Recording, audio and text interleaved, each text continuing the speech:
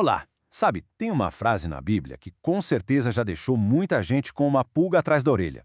Aquela que diz: é mais fácil um camelo passar pelo fundo de uma agulha, é uma das falas mais enigmáticas e até um pouco assustadoras de Jesus.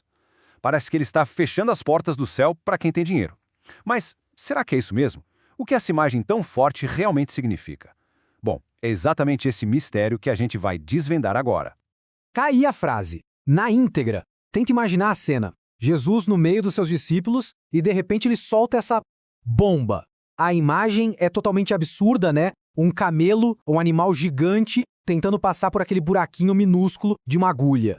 É a definição do impossível.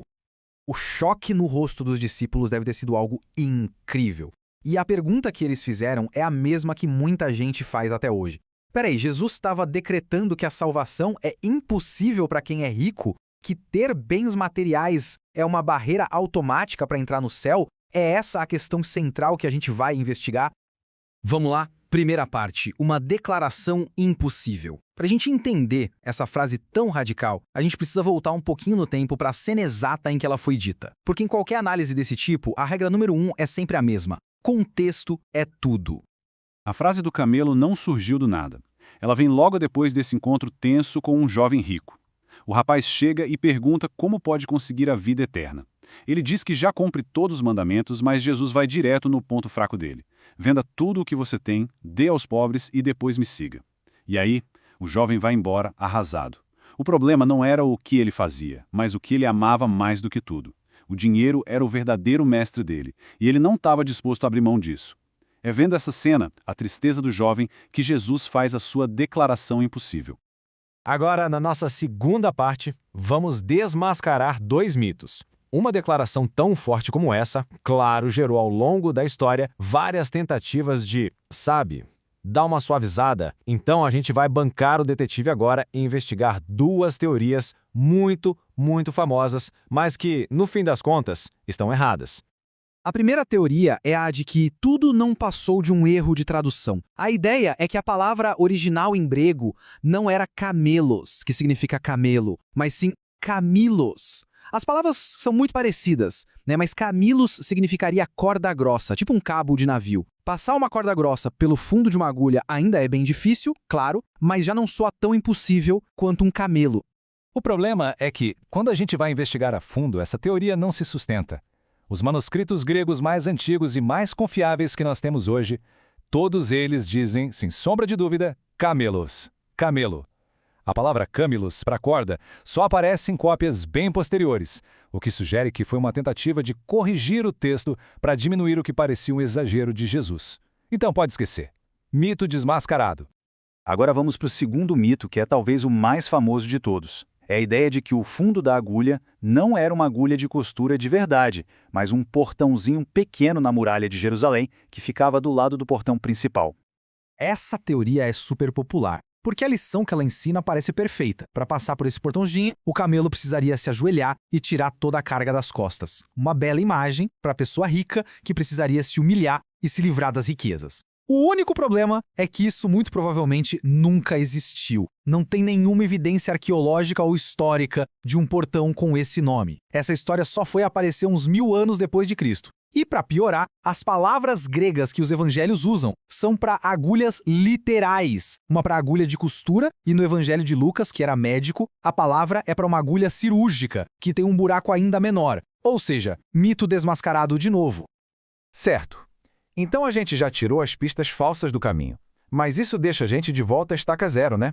Se Jesus quis dizer literalmente um camelo e literalmente uma agulha, qual é a resposta para esse enigma?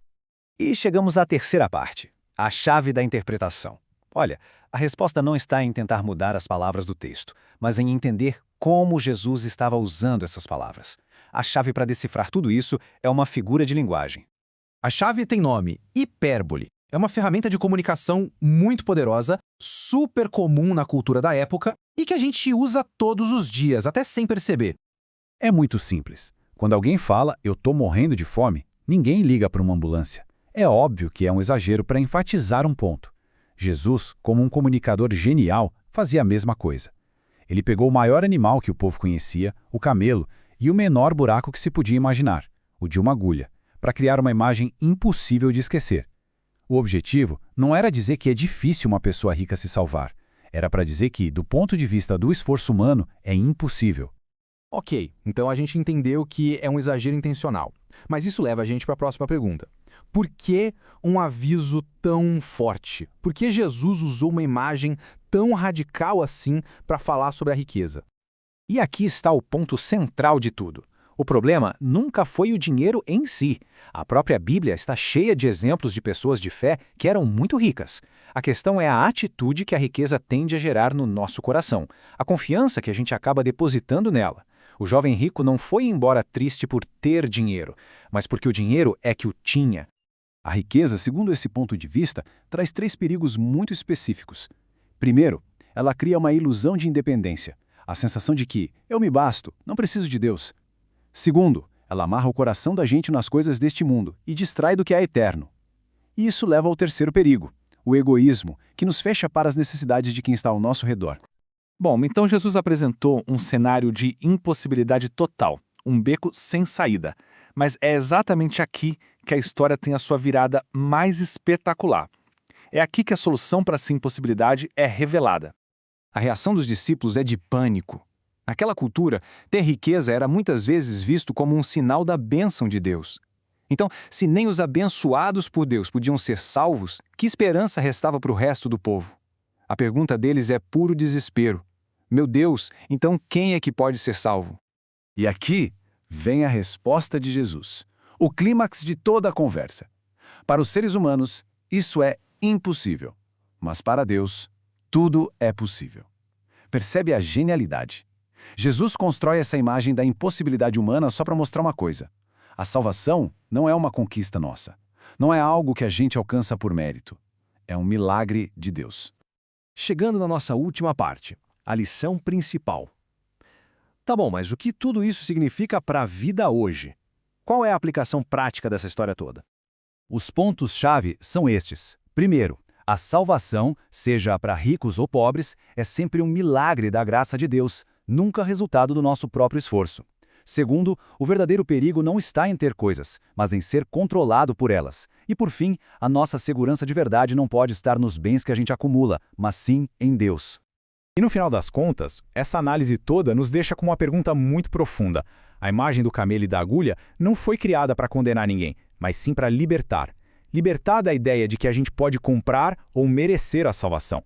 Ela nos convida a confiar totalmente naquele para quem, como Jesus disse, todas as coisas são possíveis.